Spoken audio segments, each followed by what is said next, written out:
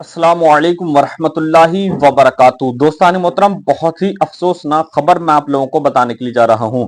मेरे दोस्तों, यूपी के अंदर लगभग 350 से ज्यादा मस्जिद मदरसे बंद कर दिए गए हैं और उन पर बुलडोजर चला दिया गया है। मेरे दोस्तों, ये बताया जा रहा है कि ये मदरसे अवैध थे और अवैध तरीके से बनाए गए थे। लेकिन मेरे दोस्तों, आप लोग जानते हैं कि जो वक्फ बिल है जो सरकार लेकर आई है वो लागू हो चुका है, वो उसको लागू कर दिया गया है। अब इसी को देखते हुए जो सुप्रीम कोर्ट ने कहा था उसका भी यहां पर बहुत बड़ा उल्लंघन किया जा रहा है। मेरे दोस्तों, पूरी रिपोर्ट मैं आपको बताऊंगा, पूरी खबर मैं आपको बताऊंगा। अगर आप हमारे चैनल पर नए हैं तो चैनल को सब्सक्राइब कर दें और इस वीडियो को आखिर तक जरूर देखें। मेरे दोस्तों, आप पहले ये वीडियो देख लीजिए। इस वीडियो को देखने के बाद आप खुद समझ जाएंगे कि ये मदरसे कहां पर हैं और कौन से जिलों में ये मदरसे पड़ते हैं। आप पहले ये वीडियो देखिए। इस वक्त देश भारत और पाकिस्तान के युद्ध की खबरों के बीच उलझा हुआ है। हालांकि युद्ध विराम हो गया है, लेकिन इस बीच जो खबर आ रही है वो खबर चौंकाने वाली है। और वो खबर से सवाल उठता है कि क्या देश में वक्फ कानून पूरी तरीके से लागू हो गया है? क्या सुप्रीम कोर्ट के बहस के और तमाम तारीखों के अब कोई मायने नहीं रह गए हैं? खबर बहुत चौंकाने वाली है। खबर उत्तर प्रदेश से निकल के आ रही है, जहां योगी आदित्यनाथ मुख्यमंत्री है। और उत्तर प्रदेश के अंदर अब तक जो है इस 4 दिनों के अंदर 300 से ज्यादा मस्जिद, मदरसे और मजारों को जो है बुलडोज कर दिया गया, या तो सील कर दिया गया या पूरी तरीके से बंद कर दिया गया। यह खबर बिल्कुल चौंकाने वाली है, क्योंकि वक्फ बिल का मुद्दा जो है सुप्रीम कोर्ट में था।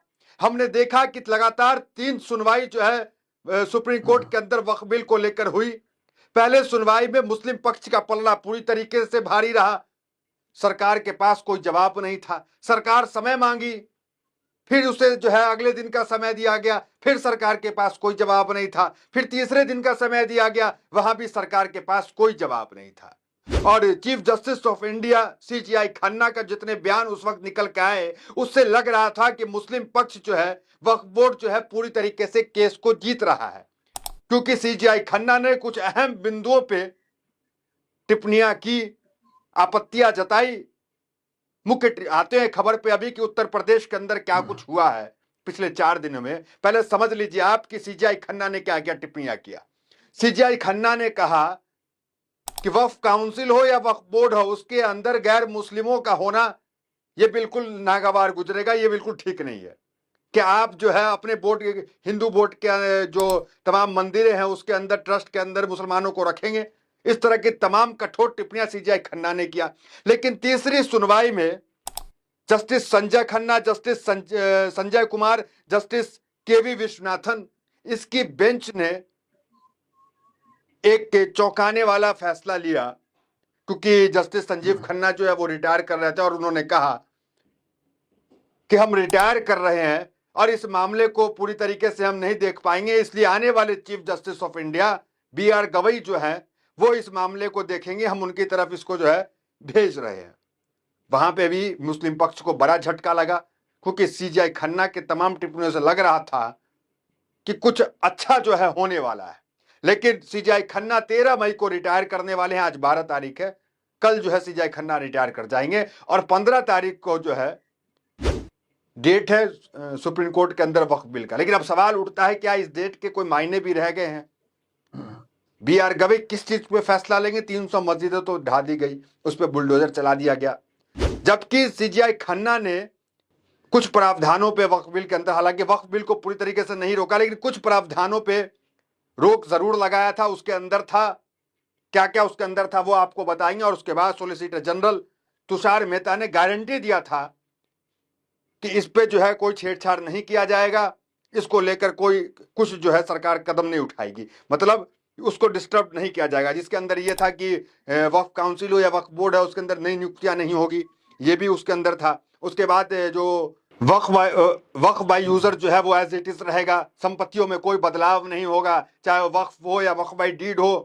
तो इस तरह के तमाम प्रावधानों पे रोक सुप्रीम कोर्ट ने लगाया था। लेकिन सुप्रीम कोर्ट के इस रोक लगाने के बाद भी योगी आदित्यनाथ 300 से ज्यादा मस्जिद, मदरसे और मजारों को बुलडोज कर देते हैं। जरा उस फैसले पे आते, जरा देखिए। वक्फ बाय यूजर, कोर्ट ने वक्फ बाय यूजर लंबे समय तक धार्मिक उपयोग में वक्फ मानी जाने वाली संपत्तियों की अवधारणा को हटाने वाले प्रावधान पर रोक लगाई। इसका मतलब यह है कि ऐसी संपत्तियों को अभी गैर वक्फ घोषित नहीं किया जा सकता है। दूसरा देखिए, संपत्तियों की स्थिति।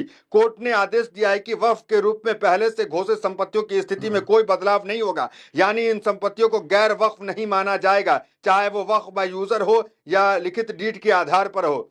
तीसरा, नई नियुक्तियां, central Waqf council of Waqf board नई नियुक्तियां नहीं होगी। चौथा, कलेक्टर की जांच, तो कलेक्टर अभी कोई फैसला नहीं लेगा। ये कुछ प्रावधानों पे सुप्रीम कोर्ट ने रोक लगाया था, लेकिन अब क्या हुआ उत्तर प्रदेश के अंदर, अब आ जाते हैं उस पे कि अब क्या हुआ।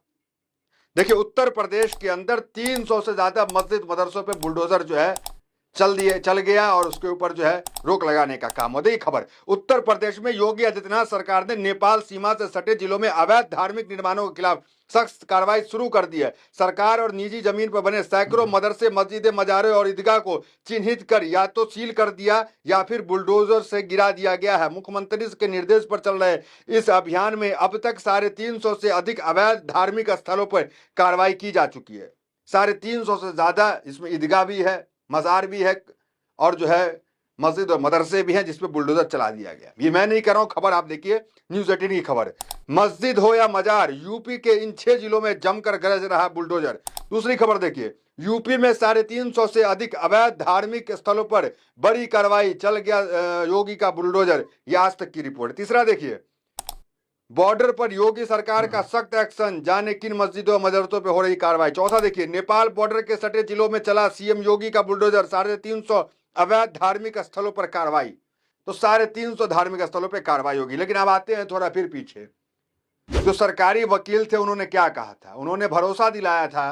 देखिए, अपने आखिरी सुनवाई में, जब तीसरी सुनवाई हुई, जब सीजेआई खन्ना ने मामले को बीआर गवई के हाथ में सौंप दिया क्योंकि कहे कि हम रिटायर कर रहे हैं, उस वक्त जो सरकारी वकील होते हैं उन्होंने क्या आश्वासन दिया था कोर्ट को, जरा वो देख लीजिए। सोलिसिटर जनरल तुषार मेहता ने, देखिए सोलिसिटर जनरल जो होता है वो सरकारी वकील होता है, सोलिसिटर जनरल तुषार मेहता है। अभी तुषार मेहता ने कोर्ट को आश्वासन दिया कि अगली सुनवाई तक मामले में यथास्थिति बनाए रखी जाएगी। पिछली सुनवाई 17 अप्रैल को हुई थी, जिसमें कोर्ट ने सरकार से कहा था कि पहले से पंजीकृत या अधिसूचना के माध्यम से घोषित वक्फ संपत्तियां, जिनमें वक्फ बाय यूजर भी शामिल है, को अगली सुनवाई की तारीख तक न तो छेड़ा जाएगा और न ही गैर अधिसूचित किया जाएगा। साथ ही वक्फ बोर्ड में कोई नई नियुक्ति न हो।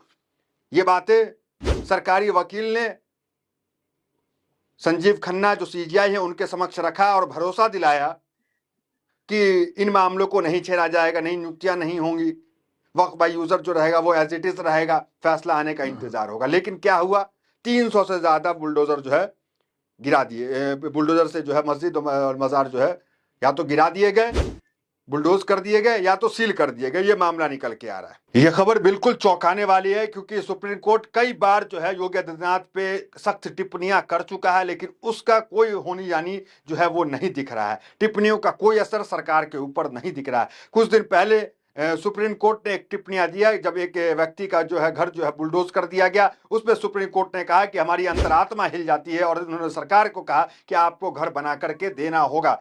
इस तरह की सख्त टिप्पणियां सुप्रीम कोर्ट कर चुका है, लेकिन सरकार जो है वो सुनने को तैयार नहीं है। देखिए, कुछ अहम टिप्पणियां जो सीजीआई ने पहले किया था, जिससे लग रहा था मुस्लिम पक्ष पूरी तरीके से जीत रहा है, लेकिन अब तो ऐसा मालूम पड़ रहा है कि इस कोर्ट के अंदर भी सुनवाई का कोई ज्यादा महत्व नहीं रह गया है, क्योंकि योगी आदित्यनाथ मनमानी तरीके से मस्जिद मदरसे को जो है बुलडोज कर रहे हैं। देखिए क्या कुछ सीजीआई संजीव खन्ना ने अपनी पहली और दूसरी सुनवाई में कहा था, जरा देखिए।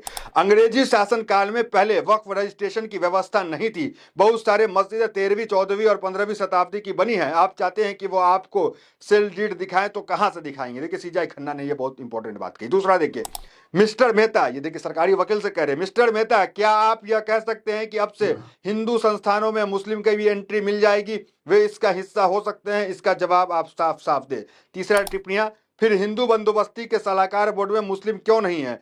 क्या आप यह कह रहे हैं कि अब से आप मुसलमानों को हिंदू बंदोबस्ती बोर्ड का हिस्सा बनाने की अनुमति देंगे? खुलकर कहिए। देखिए कई अहम टिप्पणियां सीजीआई संजीव खन्ना ने की, लेकिन इस टिप्पणियों का अब कोई खास मायने जो है होता हुआ नहीं दिख रहा, क्योंकि ये रिटायर कर रहे हैं। चाहते तो आखिरी सुनवाई फैसला कर देते, लेकिन फैसला इन्होंने नहीं किया। अगले जो सीजीआई बनने वाले हैं बीआर गवई, उनके हवाले कर दिया। और इस वक्फ बोर्ड को लेकर बीजेपी के तमाम नेता सुप्रीम कोर्ट पे न्यायाधीशों पे किस तरह की ओछी टिप्पणियां कर रहे थे और दबाव बनाने का दोस्तान मोहतरम, जैसे कि आपने ये वीडियो देख ली, मेरे दोस्तों उम्मीद है कि आप ये पूरा वीडियो देखकर समझ गए होंगे। मिलते हैं इंशाल्लाह आने वाले अपडेट के साथ। अस्सलामु अलैकुम वरहमतुल्लाहि वबरकातुहू।